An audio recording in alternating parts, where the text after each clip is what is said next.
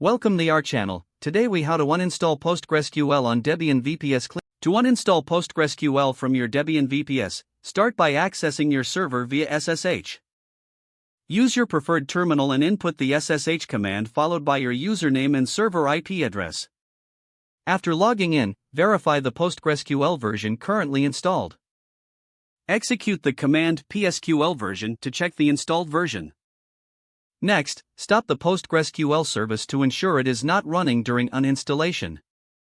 Run the command sudo system to stop PostgreSQL.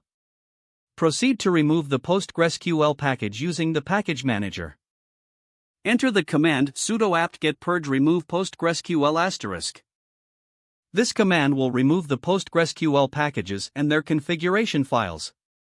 To ensure all dependencies that are no longer required are also removed, run the command sudo apt-get auto-remove. After that, it's a good idea to remove any residual files or directories. Check for any remaining PostgreSQL data directories by listing them with ls/var/lib/postgresql/. Delete these directories using the command sudo rmrf/var/lib/postgresql/. Next, remove the PostgreSQL configuration files located in /etc/postgresql/. Run the command sudo rmrf/etc/postgresql/. You may also want to check for any PostgreSQL related log files. These can usually be found in the /var/log/postgresql/ directory. Remove them using the command sudo rmrf/var/log/postgresql/. Finally, update the package list to ensure the changes take effect.